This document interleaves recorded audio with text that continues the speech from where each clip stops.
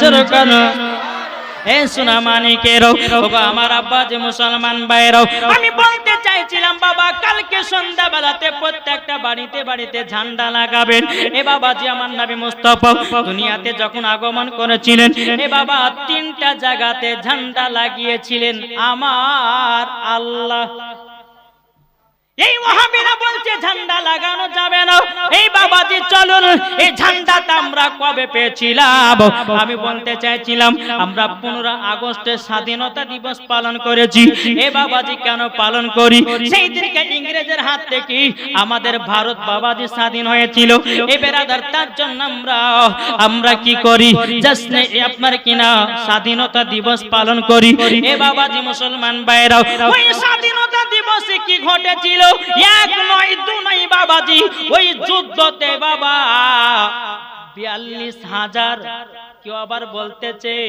62,313 জন শহীদ হয়েছে শুধু মুসলমান কত মুসলমান তারই জন্য বাবাজি আমরা স্বাধীনতা দিবস পালন করি তাইলে বাবাজি মুসলমান আমরা যখন 15 আগস্টে স্বাধীনতা দিবস পালন করি এই বাবাজি আজ ওয়াহাবিরা বলতেছে নবীদের আগমন দিবস পালন করা যাবে না ওই তারিখের ভিতরে ওই বোকা তুমি 15 আগস্ট তুমি স্বাধীনতা দিবস পালন করলাও আচ্ছা বলো নাও আমার নবীজির 12 রবিউল আউয়ালে কেন যাস না ঈদে মিলাদুন নবী পালন করা যাবে না যেই নবী না হলে পরে আসমান জমিন পাহাড় পর্বত নদী নালা গাছ পালো আল্লাহ পাক আল্লাহ তাআলা বলে আমি নবীকে যদি তৈরি না করতাম আমি দুনিয়ার কোন জিনিসকে বানাতাম না সোনা মানিকেরও আমার নবীজি রাহমাতাল লিল আলামিন আমার নবী হচ্ছে বাবাজি সারা দুনিয়ার নেতা তাইলে বলুন এই নেতার জন্য জন্মদিবস পালন করা যাবে কি যাবে না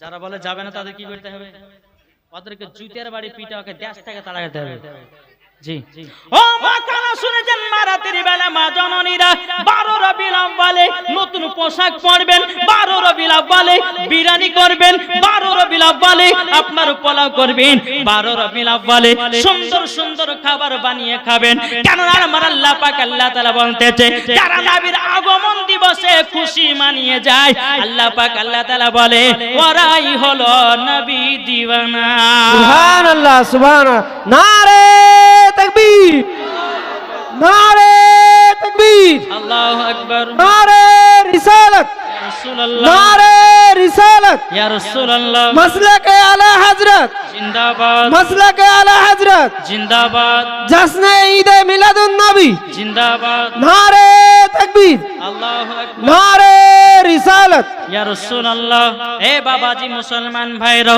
ओगो আমার সোনা মানিকেরও তাইলে বোঝা গেল জশ্ন ঈদ মিলাদুন নবী বাবাজি পালন করেছে আপনার আল্লাহর ফেরেশতাগণ কারা করেছে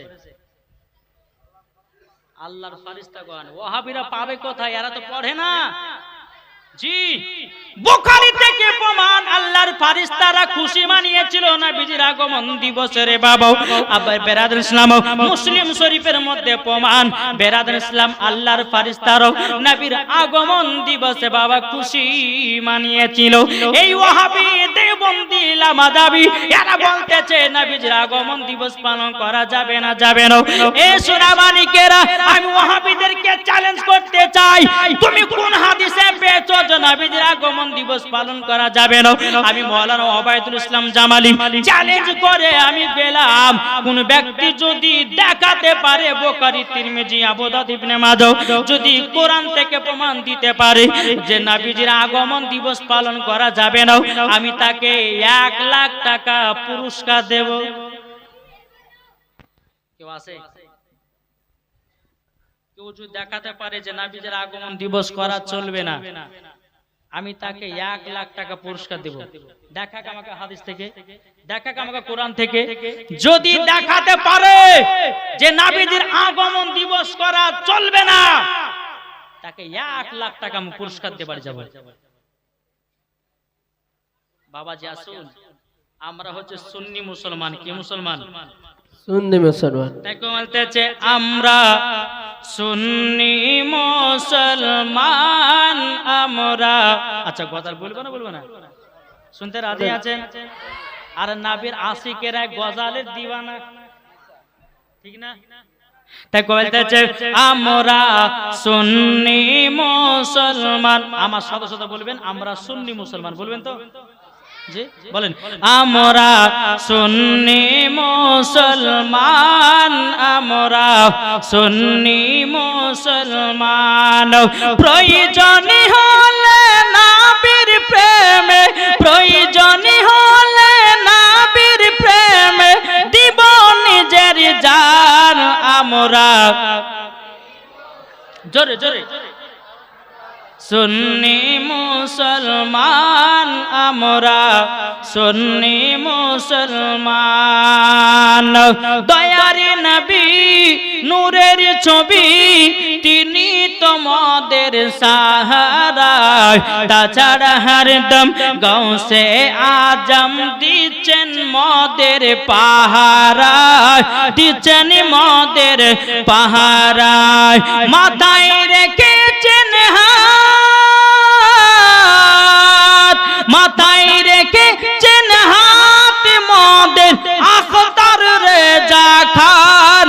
আমরা সুন্নি মুসলমান আমরা সুন্নি মুসলমান। জোরে বলো সুবহানাল্লাহ। বাবা যে চলুন, তাহলে আমরা কি মুসলমান? সুন্নি মুসলমান।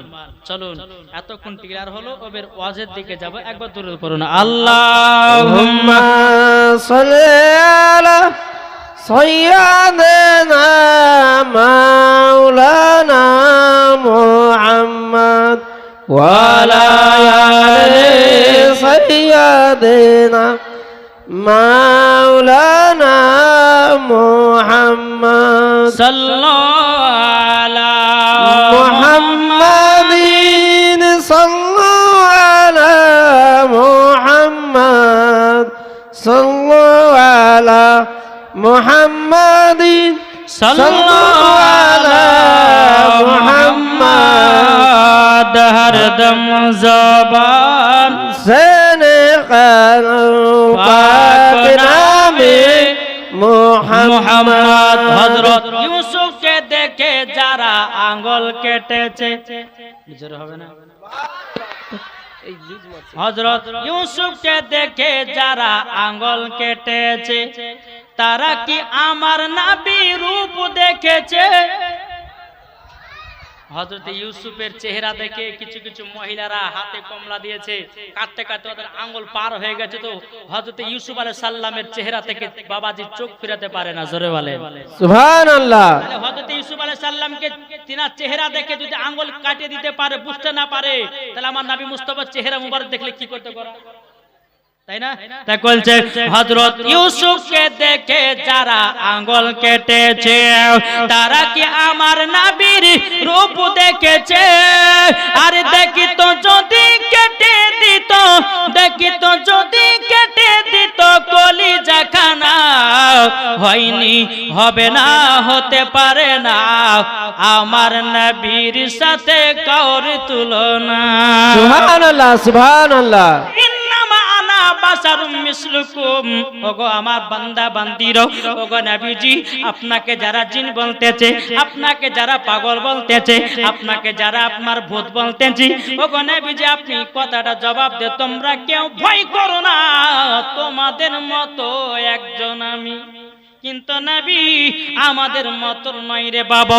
এ সোনা মানিকেরাম, আমার নবী মুস্তাফার বয়স যখন বাবা মাত্র 6 বছর, আমার নবী মুস্তাফা এক পা দুপা করে হযরতে মা আমিনা রাদিয়াল্লাহু তাআলা আনহাকে বলতেছে, বলো গো মা জানরি মা, ও গো মা আমার আব্বা জানের কথা মনে পড়ে গেল, ও গো মা আমার আব্বা জানা আছে কোথায় বলো না। হযরতে মা আমিনা রাদিয়াল্লাহু তাআলা না তিনি বলতেছে, বলে বেটা হঠাৎ করে তোমার আব্বার কথা বলতেছে কেন? আমার নবীজি বলতেছে, গো মা জাননি আমি কাবার কাছে বসে বসেছিলাম গো মা, ও গো মা জননী, আমি দেখতে পেলাম কিছু ছোট ছোট বাচ্চারা পাহাড়ের ওপরে উঠে তার বাপেরা পকেট থেকে খেজুর বের করে ছেলেগুলোকে খাওয়াতেছে। ও গো মা, আমার আব্বা জানের কথা মনে পড়ে গেল গো মা। হযরতে মা আমিনা বলছে, বেটাও তুমি এমন সময়তে আমার স্বামীর কথা মনে করে দিলে বেটাও। ও বেটা, তুমি যখন আমার গর্বে ছিলে বেটা গো, তুমি তোমার আব্বা জানে গেছিল মুলকে স্বামী। ও বেটা, বেটা তবে শুনে নাও, শুনে নাও। ও গো বেটা, মুলকে স্বামী ব্যবসা করতে গিয়া আর মক্কাতে ফিরে এলো না।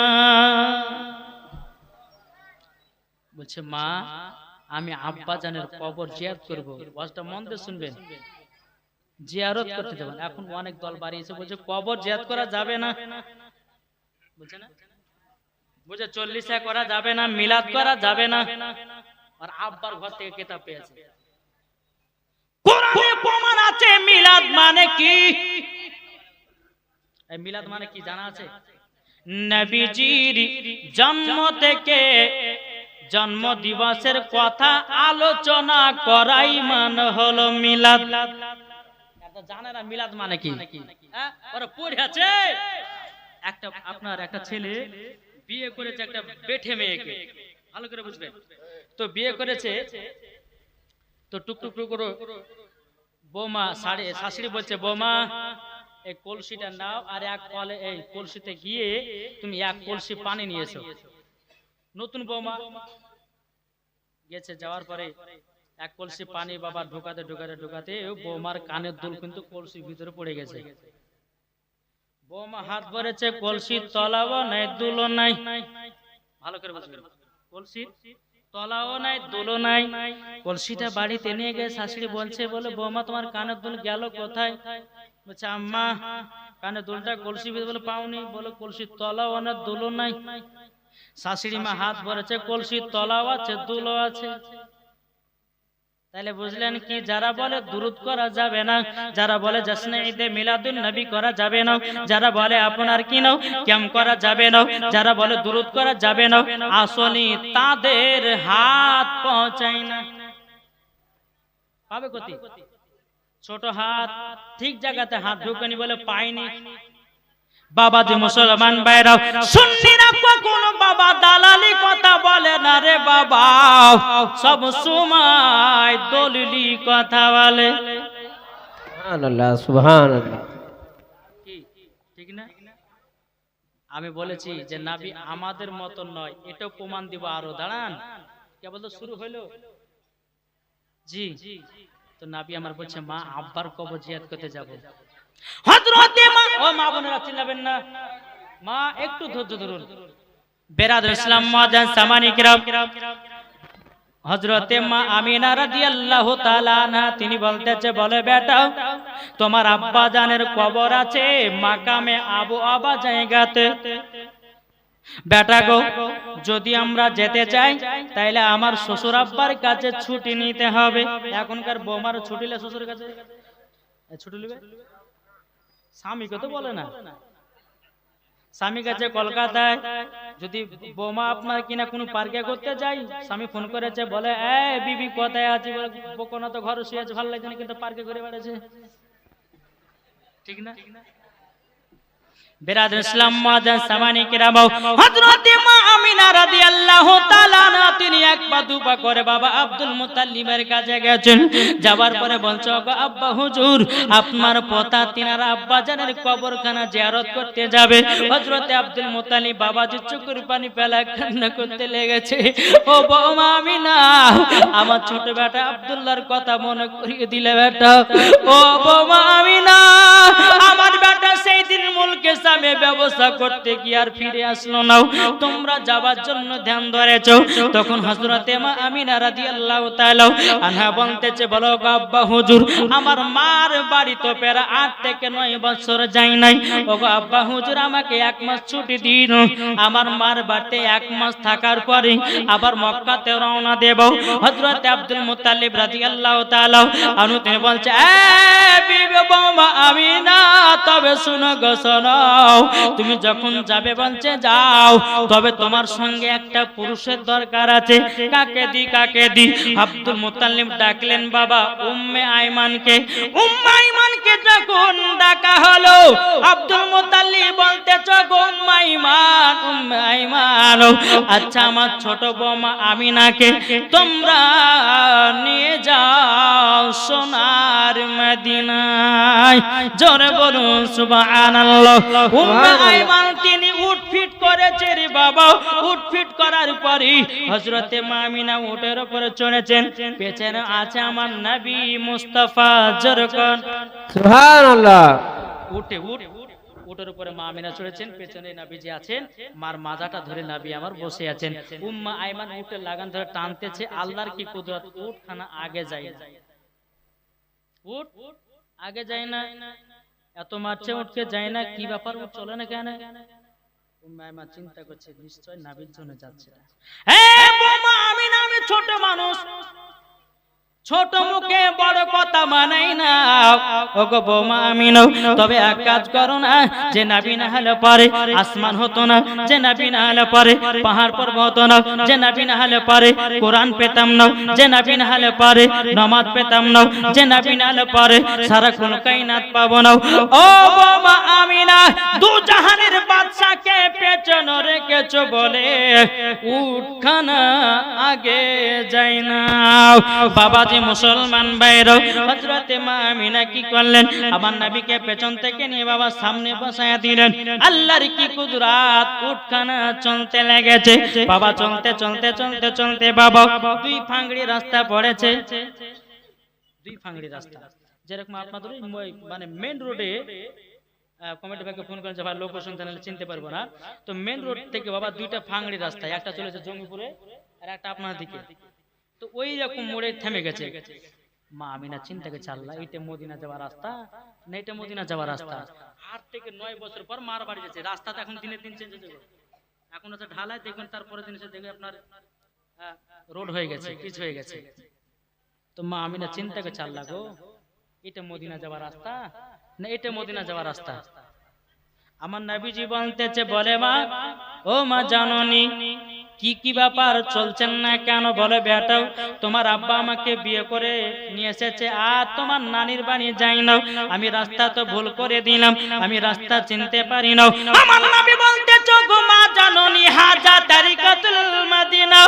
জোরে বলেন সুবহানাল্লাহ সুবহানাল্লাহ। নবীজি বলছে মা হাজা তারিকাতুল মদিনা, এটা হলো মদিনা যাওয়ার রাস্তা। হাজা তারিকাতুল ইয়ামিন, এটা হলো ইয়ামিন যাওয়ার রাস্তা। জোরে বলুন সুবহানাল্লাহ। আমার নবীজির বয়স কত? 6 বছর। নানির বাড়ি কোন গেছিল, তাহলে রাস্তা চিনলো কেমন? হযরতে মা আমিনা রাদিয়াল্লাহু তাআলা আনহা বলছে, বেটা তুমি তো কোনদিন নানির বাড়ি আসো নাই, তুমি রাস্তা চিনলে কেমনে? বলো না, বলো না। আমার নবী বলতেছে, বলে মাও আমি যখন 12 রবিউল আউয়ালে যখন দুনিয়াতে আগমন করেছিলাম, ওগো মাও আপনি আমাকে চাদর দিয়ে ঢেকে রেখেছিলেন। হযরতে জিবরিল আমিন আমাকে সারা পৃথিবী রাস্তা গুলো চিনায়া দিয়েছে। সুবহানাল্লাহ সুবহানাল্লাহ। এ বাবাজি মুসলমান ভাইরাও, আমার নবী বলছো গো মা জাননী, মা জাননী আপনার কাছে কয়েকটা আমি প্রশ্ন করব। হযরতে মা আমিনা রাদিয়াল্লাহু তাআলা আনহা তিনি বলতেছে, বলো গো বেটা কি প্রশ্ন বলো না। ও মা জাননী, 1 নম্বর প্রশ্ন হলো মা আপনার গর্ভে যখন আমি ছিলাম, ও গো মা আপনি কি বুঝতে পেরেছেন নাকি? হযরতে মা আমিনা বলছে, বেটা না, তুমি আমার গর্ভে ছিলে অথচ আমি জানতে পারতাম না। এখন যারা বলে নবী আমাদের মতো, হ্যাঁ যারা বলে নবী আমাদের মতো, আচ্ছা তুমি যে নবী আমাদের মতো বলো, যে নবী আমার মা আমিনার গর্ভেতে ছিল, মা আমিনা পর্যন্ত বুঝতে পারেনি, তুমি তোমার মার গর্ভে ছিলে 1 মাস 2 মাস পরে ওর মা বুঝতে পেরেছে কি পারেনি? পারেনি? তাহলে নবী আমাদের মতন হলো কেমনে? কি গো, নবী আমাদের মতো হলো কি করে? যে নবী আমার মার গর্ভে ছিলেন আমিনা পর্যন্ত বুঝতে পারতেন না, আর আমাদের ঘরে মায়েদের গর্ভে সন্তান আসলে পরে বোঝা যায়। তাইলে বাবাজি নাবি আমাদের আলাদা না আলাদা না?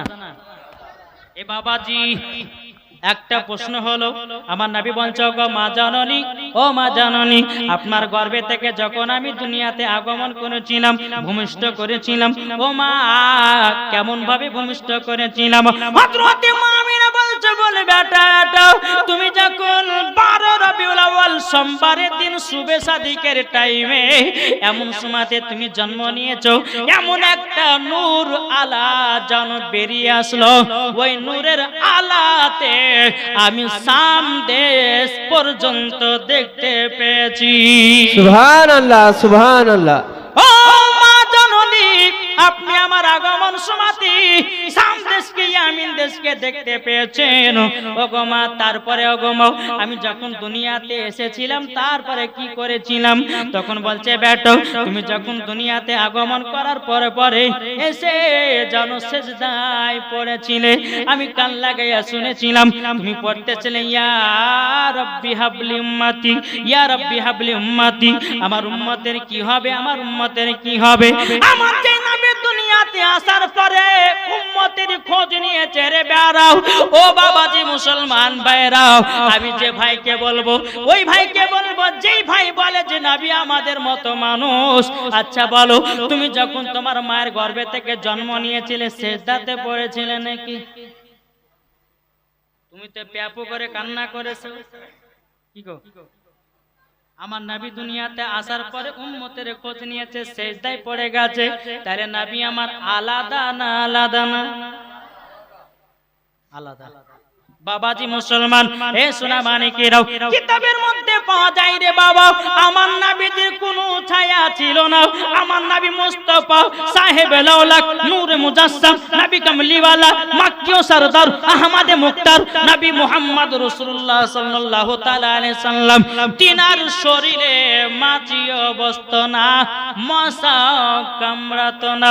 আর আমাদেরকে বাবা মশা পেলে পরে ছাড়ে না। তাহলে তুমি বলছো নবী আমাদের মতো।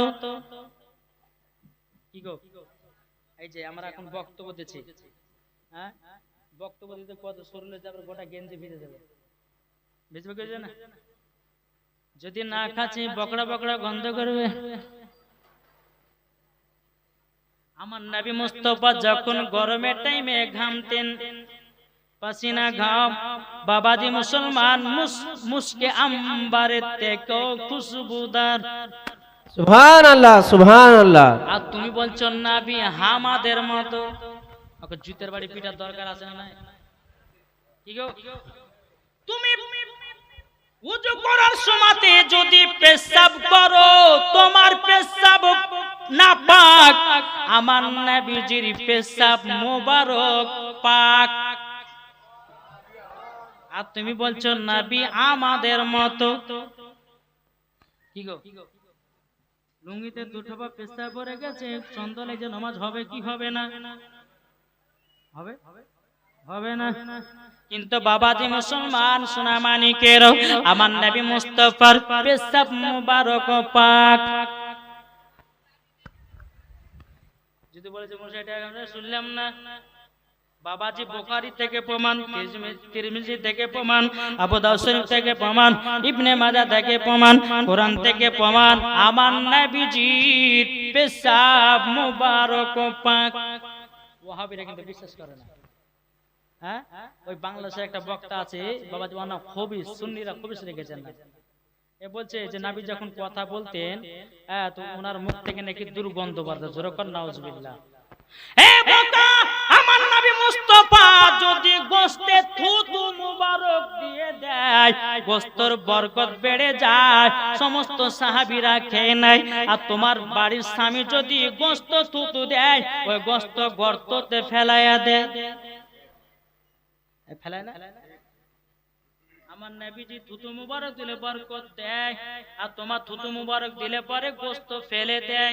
আমার নবীজি গোশতে যদি থুতু মুবারক দিতেন বাবাজি, এক নয় দু নয় 1000 সাহাবীদেরকে খাওয়ানো হতো।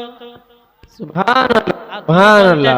নবী আমাদের মতো এ বাবাজি মুসলমান ভাইরাও ও গো আমার সোনা মানিকেরাও আমার নবীজি বলছে বলো গো মা জাননী মা মা আমাকে হযরতে জিবরিল আমিন সারা পৃথিবী রাস্তা গুলো চিনায়া দিয়েছে জোরে বলুন সুবহানাল্লাহ, সুবহানাল্লাহ। এ বাবাজি মুসলমান ভাইরাও তখন মদিনার দিকে বাবা চলতে লাগলেন বাবা চলতে চলতে চলতে চলতে মাকামে আবু আবা জায়গাতে পৌঁছালেন পৌঁছানোর পরে আমার নবী বলছো গো মা জাননী এই জায়গাতে উটখানাকে থামায়া দাও হযরতে মা আমিনা রাদিয়াল্লাহু তাআলা আনহা তিনি বলতেছে বলো গো আমার বেটা এই জায়গাতে উটখানা কেন থামাবো বলো না আমার নবী বলতেছে বলো গো মা জাননী উটটা থামাতে বলতেছি গো মা ও মা ওই যে একটা নতুন টাটকা কবর দেখা যায় ও মা জাননী ওটাই হলো আমার আব্বা জানের কবর যখন বাবা কথা বলেছে হযরতে মা আমিনা রাদিয়াল্লাহু তাআলা আনহা তিনি বাবাজি চোখের পানি ফেলায়া বাবা কান্না করতে লেগেছে ও বেটা গো তোমার আব্বা জানকে আমি কতদিন ধরে দেখিনি তোমার আব্বা জানের কবরখানা দেখার পরে আমার মনের ভিতরে কেমন যেন দগ্ধ দগ্ধ করতেছে ও মা জাননী কান্না করবেন না আমার আব্বা জান হলো জান্নাতি সুবহানাল্লাহ, সুবহানাল্লাহ। আর ওয়াহাবি দেওবন্দীরা বলছে যে নবীর আব্বা মানে কি জাহান্নামে যেরকম নাউজুবিল্লাহ নাউজুবিল্লাহ। এদের কথা শোনা চলবে জি এই বক্তা আবার বলছে বাংলাদেশের বক্তা এ বলছে যে মহিলাদের মেন্সের অবস্থাতে যদি কেউ কোরআন পড়তে কোরআন পড়া যায় যাচ্ছে যেরকম নাউজুবিল্লাহ নাউজুবিল্লাহ। এর বাড়ি পিটার দরকার আছে না নাই জি বিনা উজুতে কোরআন লাগা চলে বিনা উজুতে নামাজ হবে বিনা উজুতে ইবাদত হবে জি না বিনা উজুতে মসজিদে প্রবেশ করাও যাবে না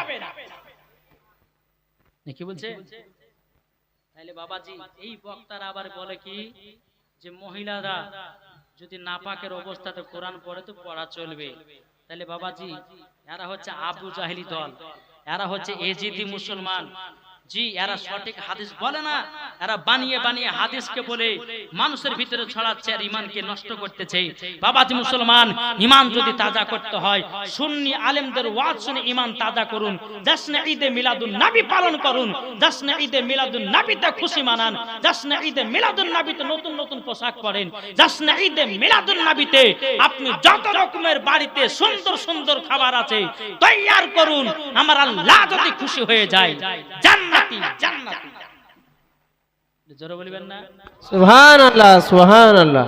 আমার নবী মুস্তাফা আব্বার কবর জিয়ারত করতেছেন এদিকে মা আমিনা আল্লাহর কাছে দোয়া করছে আল্লাহ গো যদি আমার স্বামী বেঁচে থাকতো কত না আদর হতো কত না সোহাগ করতো তাই বলতেছে আরে তাইরা যখন এলো নগরে শিশু নবী মুস্তাফাকে আদর করে কোলে নিয়ে ফিরিয়ে দিল কোলে নিয়ে ফিরিয়ে দিল গরিব এতিম বলিয়া কে কে যাবি আমার সোনার লালকে লয়াও কে কে যাবি আমার সোনার লালকে লয়াও আরে থাকতো যদি ছেলের পিতা হাজার দুঃখ আসলে পরে লাগুতো না ব্যথা সুবহানাল্লাহ, সুবহানাল্লাহ। মা আমিনার দিল বলে মা আমিনার প্রাণ বলে দেখিব নয়ন ভরিয়া কে কে যাবি আমার সোনার লালকে লয়াও কে কে যাবি আমার সোনার লালকে লয়া আল্লাহুম্মা সাল্লি سيدنا مولانا محمد وعلى آل سيدنا مولانا محمد صلوا على محمد صلوا على محمد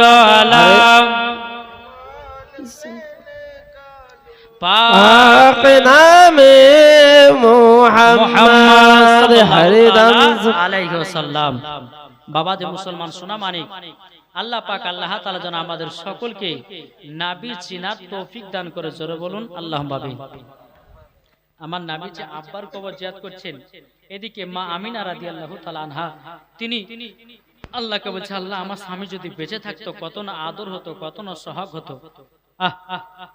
এদিকে আমার নবী যে আব্বা জানে কবর জিয়ারত করে নেওয়ার পরে বলছে, মা ও মা জননী, চলো না যাই নানির বাড়ি। আমার মা আমিনা রাদিয়াল্লাহু তাআলা আনহা তিনি বাবাজি নয়ন ভরা জল।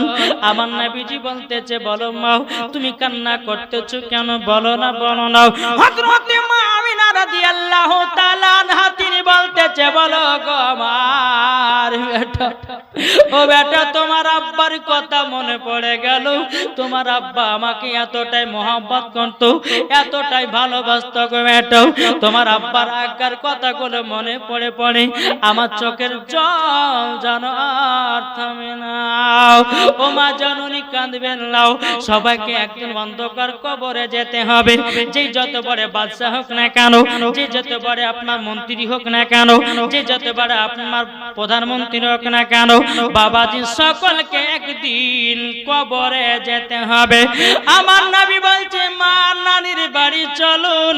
আমার নবী মুস্তাফা কি এক পা দুপা করে নানির বাড়িতে নিয়ে গেলেন সোনার মদিনায়।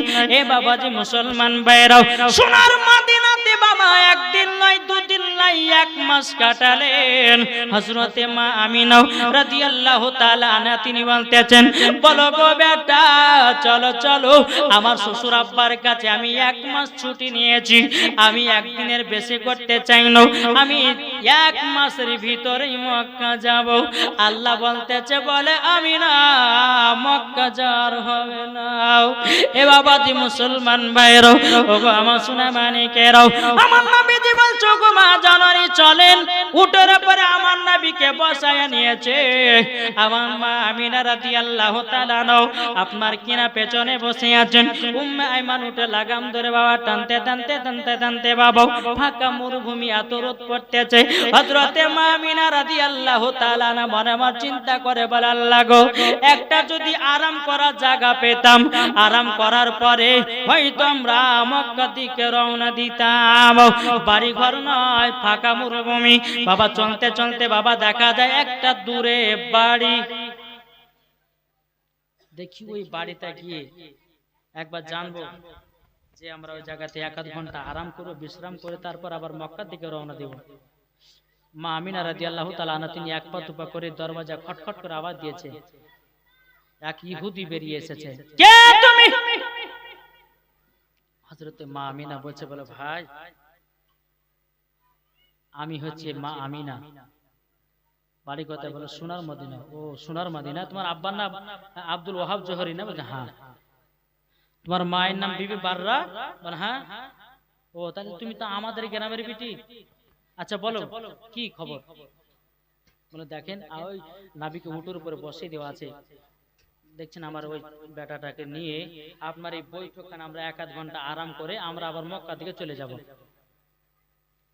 যখন আমার নবীর দিকে ইহুদিটা লক্ষ্য করেছে, আমার নবী মুস্তাফার মাথার উপরে বাবা যে ছায়া, জোরে বলে সুবহানাল্লাহ, মাথার উপরে ছায়া। ইহুদিটা বুঝে গেল, বলছে বলে আমিনা এটা কে? বলে আমার বেটার নাম কি? আসমানে ছিল আহমদ, জমিনে ছিল মুহাম্মদ রাসূলুল্লাহ সাল্লাল্লাহু তাআলা আলাইহি ওয়াসাল্লাম। এই কথা যখনই বলা ইহুদিটা বলছে, ওগো আমিনা, ওগো আমিনা বলো না বলো না বলো না, তোমার শ্বশুর বাড়ি কোথায়? বলে মক্কাতে। তোমার শ্বশুরের নাম কি? বলে আব্দুল মুতাল্লিব। বলে ওই ছেলেটার আব্বার নাম কি? তখন উম্মে আইমান বলতেছে, বলে ভাই ইনার স্বামীর নাম হলো হযরতে আব্দুল্লাহ। যখন বাবা এই কথা বলেছে, ইহুদিটা বলছে, গো আমিনা তোমাকে বসতে দেব, তুমি আমাদের গ্রামের বিটি, কিন্তু তোমার ওই বেটাটাকে বসতে দেব না। হযরতে মা আমিনা কেঁদে কেঁদে বলছে, ভাই ওই বাচ্চাটা আপনার কি দোষ করেছে বলুন না। তখন ইহুদিটা বলতেছে, বলো গো আমিনা, আমরা তাওরাতের মধ্যে পড়েছি, জবুরের মধ্যে পড়েছি, যিনি হবেন আখেরি জামানার নবী, ইনি দুনিয়াতে আসার পরে আমাদের ধর্মটা নষ্ট করে দিবে, তিনার ধর্মটাকে চালু করে দিবে। তার জন্য আমরা এই ছেলেটাকে আমরা ভালোবাসি না। তখন মা আমিনা বলে ভাই আমি তো আমার বেটার জন্য বৈঠকে বসতে চাইছিলাম, আমার বেটাকে যখন বসতে দিবেন না আমিও বসবো না। এ বাবা যে চলতে লাগলো, বাবা চলতে চলতে চলতে আবার মাকামে আবু আবা জায়গাতে পৌঁছে গেল। আবার নবীজি বলছে গো মাও আমি তো যাবার সময়তে আব্বার কবর জিয়ারত করেছিলাম, ও গো মা জননী আবার যাবার সময়তে মক্কা যাওয়ার সময়তে আর একবার করেনি। বেরাদ ইসলাম হযরত মা আমিনা রাদিয়াল্লাহু তাআলা আনহা বলছেন বলো গো আমার বেটা যাও তোমার আব্বা জানের কবরখানা আবারও জিয়ারত করে নাও। হযরত মা আমিনা রাদিয়াল্লাহু তাআলা আনহা তিনি বাবাজি একবার দুপা করে বাবাজি আমার নবী মুস্তাফা আব্বার কবরে গিয়ে জিয়ারত শুরু করে দিলেন। বাবা জিয়ারত শুরু করে দেওয়ার পরে বেরাদার ইসলাম আল্লাহ পাক আল্লাহ তাআলা বলছে ইজরাইল আর বসে থেকো না তুমি, হযরত মা আমিনার জানটা কবজ করো তুমি, যাও কবজ করে নিয়ে আসো। হযরত ইসরাইল আলাইহিস সালাম বলছে আল্লাহ গো নবীর বাবা নাই, তিনার আম্মা জানে যদি ইন্তিকাল হয়ে যেত নবী বড় এতিম হয়ে যাবে। আমার আল্লাহ বলছে ইন্নী আ'লামু মা লা তা'লামুন, এ ফারিস্তা আমি যেটা জানি তোমরা সেটা জানো না, তোমাকে যেটা বলি সেটা করো, যাও। হযরত ইসরাইল আলাইহিস সালাম এসে হযরত মা আমিনার জানটা কবজ করে নিয়ে বাবা চলে যায়। আমার নবী মুস্তাফা আব্বার কবর জিয়ারত করে টুকটুক করে বাবা যে এসেছে, আসার পরে মা চেহারা থেকে তাকাচ্ছে, জোরে বলেন সুবহানাল্লাহ। আমার নবীজি বলছে কোন সন্তান সকালে ঘুম থেকে উঠে যদি মায়ের চেহারার দিকে ভালো নজরে তাকায় তো একটা মকবুল হজের সব পাওয়া যায়, জোরে বলেন সুবহানাল্লাহ সুবহানাল্লাহ। এখনকার ছেলেরা তো মার চেহারার দিকে তাকায় না, যেমনই ঘুম ভাঙছে অমনি ফেসবুক, অমনি বাবাজি ইউটিউব, তারপরে বাবাজি কত রকমের মোবাইলে বাবা ছবি দেখে না। এখন তো যুবক ছেলেরা পাবজি গেম নিয়ে পাগল, ফ্রি ফায়ার নিয়ে পাগল, আছে না নাই? এদিকে ছেলেরা খেলে না, আমাদের ওই ভগবান গুলোর কথা বলছে, হ্যাঁ এদিকে ছেলেরা খেলে না। আমি মায়েদেরকে বলবো মা ও বোনেরা বিয়ে যদি করতে হয় একজন ভালো ছেলেকে বিয়ে করবেন, যদি পাবজি ওয়ালাকে বিয়ে করেন আপনাকে নিয়েও পাবজি খেলবে, ঠিক না? আমাদের এলাকাতে বাবাজি একটা মহিলা ভালোবেসেছে, বুঝলেন, একটা মহিলা ভালোবেসেছে একটা ছেলে, দেখতে খুব সুন্দর, কিন্তু ওর ভিতর বাবাজি এত গল্লিশ ভরা আছে তো জীবনে জানে না। বলছে বাপ ওই ছেলেটার সঙ্গে বিয়ে না দিলে আমার জীবনটা হয়ে যাবে কুরবান। বাবা বলছে যে হায় রে একটা বেটি, সাদের বেটি, যাকে পছন্দ হবে তাকে বিয়েটা দিয়ে দি, যাই। বিয়ে শাদী হয়ে গেছে, এক আধ মাস পরে দেখছে বাবাজি এত মহব্বত তাদের ভিতরে। 2 মাস যখন পার হয়েছে, 3 মাস যখন পার হয়েছে, ওই ছেলেটা ফ্রি ফায়ার পাবজি তে লিয়ে পাগল। বইয়ের সুনু পাউডার কেনার মতো টাইম এর কাছে। তাহলে বলুন ওই ছেলে যদি বিয়ে করে বাড়িতে নিয়ে আসে তাহলে ওই বিবির প্রতি মহব্বত ভালোবাসা জন্মাবে? তাই মাকে বলছে মা বিয়ে যদি করতে হয় একজন নামাজি ওয়ালাকে বিয়ে করুন, বিয়ে যদি করতে হয় একজন দাড়িওয়ালাদেরকে বিয়ে করুন। অনেকে মা বোনটা দাড়িওয়ালাকে পছন্দ করেন, দাড়িওয়ালা বিয়ে করবে না, আছে না নাই? আজকে ইয়ং মেয়েদের জন্য বাবা যুবকেরা দাড়ি রাখে না, কি রাখছে? যদি মহিলারা বলে দাড়িওয়ালা নাইলে বিয়ে করবো না, প্রত্যেকটা ইয়ং ছেলেরা দেখবেন কাল থেকে দাড়ি রাখা শুরু করবে। এটা কাদের দোষ?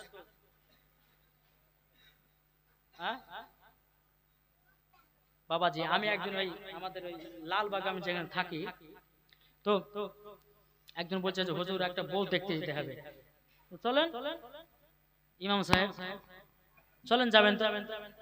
গিয়েছে, যাওয়ার পরে বাবাজি সামনে মেয়েটাকে বসতে দিয়েছে, তো মুখে বাবা এমন সুন্দর আপনার লিপস্টিক দিয়েছে ঠুটে, তারপরে এমন ভাবে আপনার মানে সুনু পাউডার মেখেছে, এত সুনু পাউডার মেখেছে মনে হচ্ছে বাবাজি কোথা থেকে মনে হচ্ছে আসমান থেকে একটা হুর নারী নেমে এসেছে। আমি যখন ভালো করে চোখ করে দেখলাম, দেখার পরে ভাবছি আর ওর পায়ের দিকে লক্ষ্য করেছি, বাবা বাপরে যাকে বলা হয় ওই চুলিহাতে দেখেন না, ওই হাড়িতে দেখেন না কালি, দেখেছেন না, দেখেন না? আমি তো আশ্চর্য হয়ে গেলাম, মুখখানে এত ফর্সা কিন্তু পাখানে এত কালো কেন, নিশ্চয় কিন্তু জটিলতা আছে। আমাকে বললেন যে আসল চেহারা দেখতে গেলে একটা প্রমাণ। আমি বলছি বোন নামাজ পড়ো, হ্যাঁ পড়ি। কোরআন পড়ো, হ্যাঁ পড়ি। আর বউ যদি দেখতে যেতে এরকম প্রমাণ করবেন, এরকম পরীক্ষা করবেন, শিক্ষা দিয়ে যাচ্ছে। যদি বলে যে নামাজ পড়ি, কোরআন পড়ি, তোকে বলবে যে নামাজ পড়ে ভালো কথা, নামাজ কোরআন পড়ে ভালো কথা, একটা জিনিস বলো, উজুটা করে এসো। আচ্ছা উজু যদি করে, তোর মুখে যতগুলো ফেস মেস লাগাতে ধুয়ে পড়বে,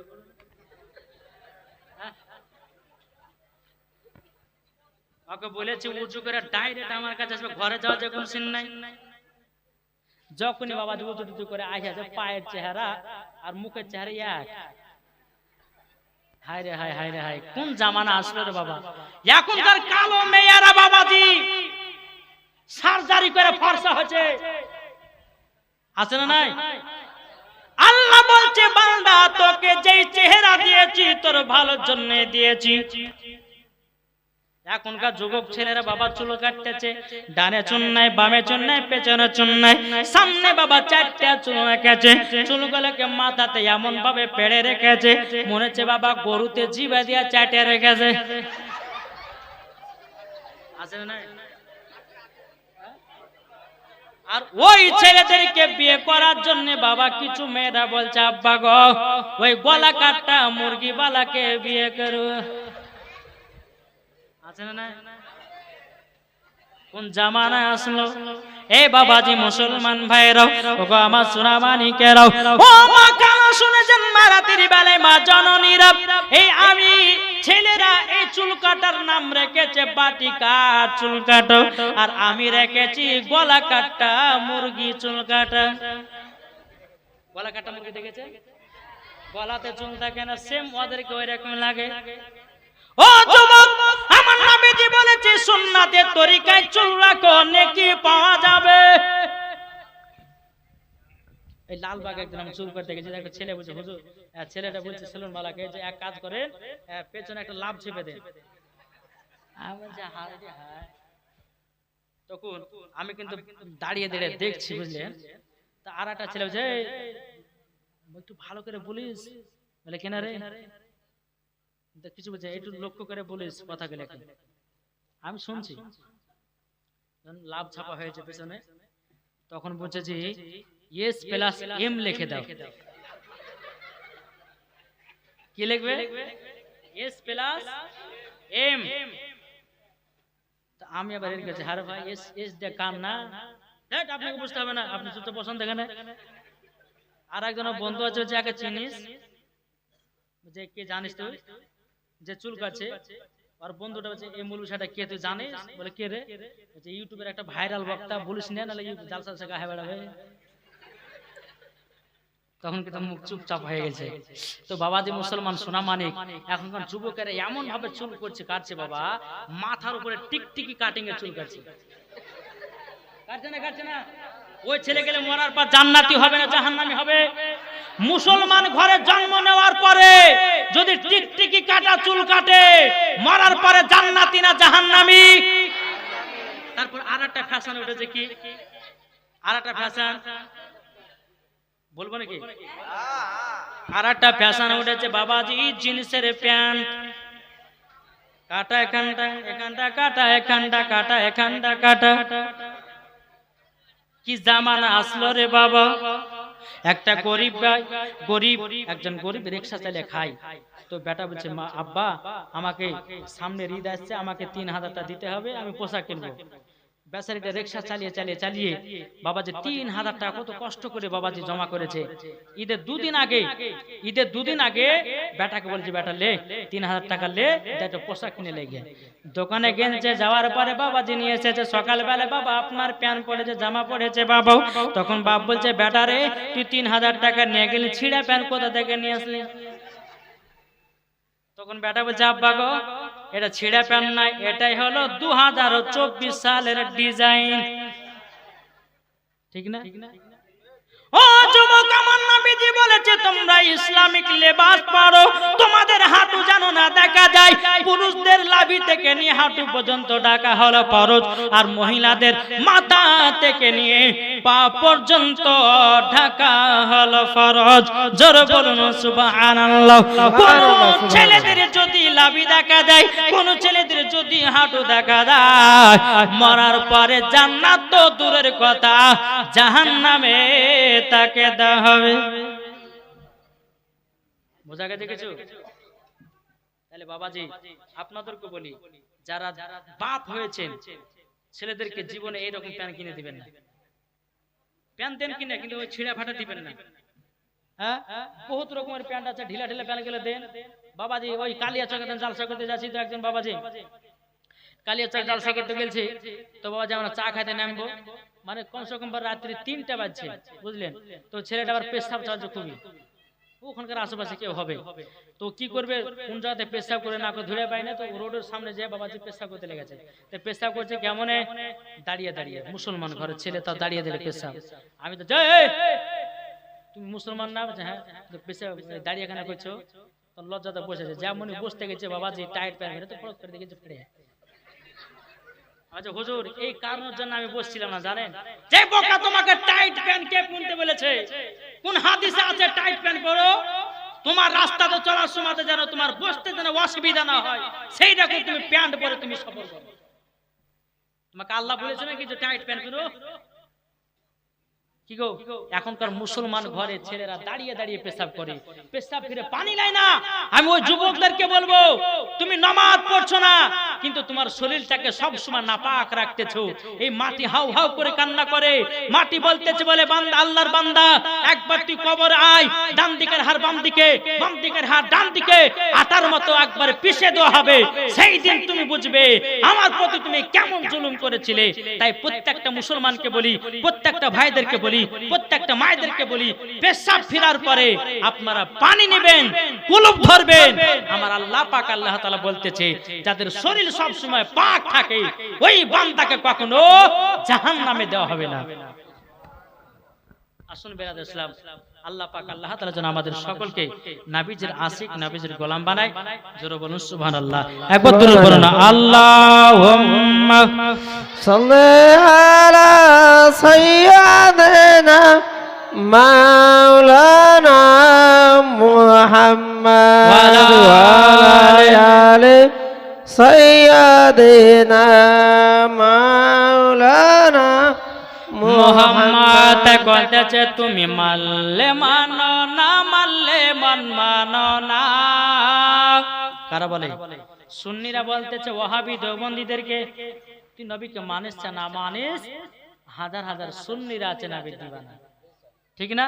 তাই বলতেছে তুমি মানলে মানো না মানলে মানো না। আশিকেরি আসল জান্নাত সোনার মদিনা, সুবহানাল্লাহ সুবহানাল্লাহ। আশিকেরি আসল জান্নাত সোনার মদিনা। তুমি মানলে মানো না মানলে মানো না। আশিকেরি আসল জান্নাত সোনার মদিনায়। আশিক হৃদয়ে যত ইশকেরি জ্বালা দূর করিতে পারে ওই মদিনাওয়ালা। জোরে হবে না? সুবহানাল্লাহ সুবহানাল্লাহ। হৃদয়ে যত ইশকেরি জ্বালা দূর করিতে পারে ওই মদিনাওয়ালা। তাই মদিনা মদিনা করে, তাই মদিনা মদিনা করে হয়ে যাও ফানা। আশিকেরি আসল জান্নাত সোনার মদিনা আশিকেরি আসল জান্নাত সোনার মদিনায় তুমি মানলে মানো না মানলে মানো না আশিকেরি আসল জান্নাত সোনার মদিনায় জোরে বলে সুবহানাল্লাহ সুবহানাল্লাহ। আমার নবী মুস্তাফা মা চেহারা দিকে তাকাচ্ছে। আমার নবীজি বলেছে কোন সন্তান সকালে উঠে যদি মায়ের চেহারার দিকে ভালো নজরে তাকায় একটা মকবুল হজের সব নেকি পাওয়া যায়। সুবহানাল্লাহ সুবহানাল্লাহ। এই যুবকেরা সকালবেলা উঠে মোবাইল দিয়ে ঘাঁটো না, সকালবেলা উঠে ফেসবুক ঘাটিও না, হোয়াটসঅ্যাপ ঘাটিও না, ইউটিউব ঘাটিও না। সর্বপ্রথম ঘুম থেকে উঠে কি ঘাটবে? তোমার মা চেহারাটা দেখো, একটা মকবুল হজের সব নেকি পাওয়া যাবে। নাকি বলছেন নবী আমার মা চেহারার দিকে তাকিয়ে আমার মা অনেকক্ষণ ধরে হাঁটছেন, একটু আরাম করে। কিছুক্ষণ বাবা হয়ে গেল, 1 ঘন্টা চলে গেল, 2 ঘন্টা চলে গেল। আমার নবীজি মা মা করে ডাকতেছে বাবা, কিন্তু মা আর সাড়া দেয় না, মা আর সাড়া দেয় না। বাবাজি মুসলমান, আমার নবী মুস্তাফা মার নাকে বাবা হাত দিয়েছে, কোনো নিঃশ্বাস নাই, মুখে হাত দেয়, কোনো নিঃশ্বাস নাই। ও মা কথা বলো না কেন গো মা? উম্মে আইমান বলতেছে বলো গো নবীজি আপনার মা আর দুনিয়াতে বেঁচে নাই। আমার নবী মুস্তাফা বাবা চোখের পানি ফেলে কান্না করতে লেগেছে। ও গো মা জননী আপনার হাত ধরে আমি সোনার মদিনাতে গেলাম, ও গো মা আপনাকে আর মক্কাতে নিয়ে যেতে পারলাম না। ও মা জননী কে আমাকে আদর করবে, কে সাথ করবে গো মা? আমার আপন বলতে কেউ নাই গো মা।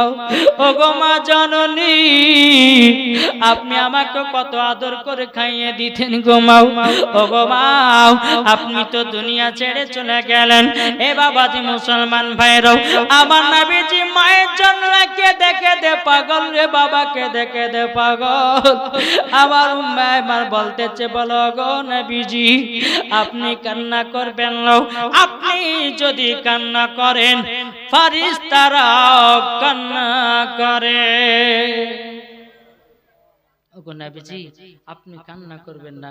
এদিকে বেরাদ ইসলাম মা চেহারার দিকে তাকাচ্ছেন, আমার নবী মুস্তাফা চোখের পানি ঝরঝর করে ফেলছে। আল্লাহ আমার মা দুনিয়াতে চলে গেল, দুনিয়া ছেড়ে অন্ধকার কবরে চলে গেল। বেরাদ ইসলাম উম্মে আইমান বলছে নবী গো আমাদের রাত্রি লেগে যাচ্ছে, আমাদেরকে মক্কাতে রওনা দিতে হবে। মার কবরখানা কোথায় দিল?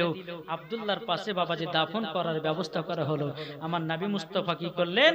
মায়ের কবরের পাশে বাবাজি মায়ের কবরের পাশে যেই দিকে পা আমার নবী মুস্তাফা পায়ে হাত দিয়ে বাবা উপর কবরে হাত দিয়ে আমার নবী মুস্তাফা কাঁদছেন। বাবা উম্মে আইমান বলছে নবী গো মক্কা আমাদেরকে যেতে হবে, চলো। আমার নবী মুস্তাফা চোখের পানি ঝরঝর করে ফেলে বলছে উম্মে আইমান যে মা আমাকে সঙ্গে করে মদিনাতে নিয়ে গেল, আমি মাকে মক্কাতে নিয়ে যেতে পারলাম না। নবী আমার বলতেছে আমার মাকে ছেড়ে যেতে ভালো লাগে না। উম্মে আইমান নবী মুস্তাফার হাত মোবারকটা ধরেছে, বাবা টুক টুক টুক টুক টুক টুক করে বাবা চলতে চলতে চলতে চলতে মক্কাতে রওনা দিয়ে হলো। হযরতে আব্দুল মুত্তালিব রাদিয়াল্লাহু তাআলা আনহু তিনি বলতেছে গো উম্মে আইমান, ও উম্মে আইমান আচ্ছা আমার ছোট বৌমা আমিনা কোথায় গো বলো না। উম্মে আইমান কিন্তু মাথাটা নিচু করে নিয়েছে, আমার নবী মুস্তাফা মাথাটা নিচু করে নিয়েছে। উম্মে আইমান বলতেছে বলো হুজুর গো আমি আর বলতে পারবো না। আব্দুল মুত্তালিব বলছে গো উম্মে আইমান মনে হয় আমিনা তিনার মার বাড়িতে থেকে গেছে নাকি?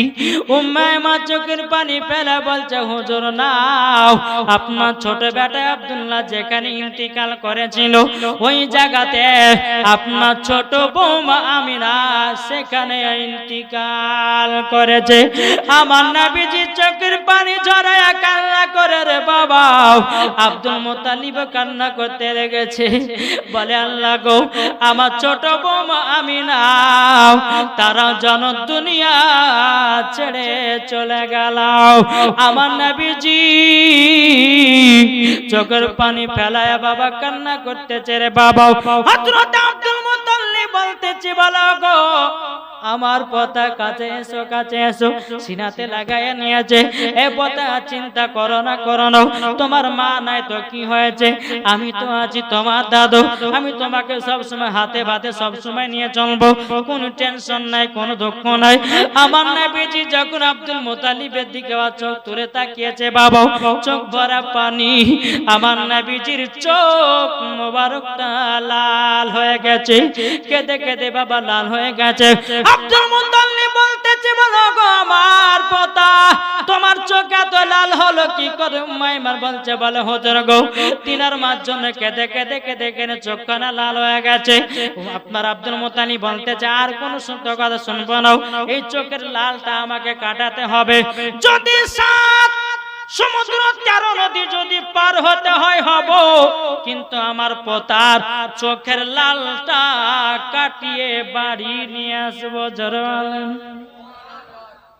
সকালে বেরিয়ে গেছি। সকালে যখন বাবাজি বেরিয়ে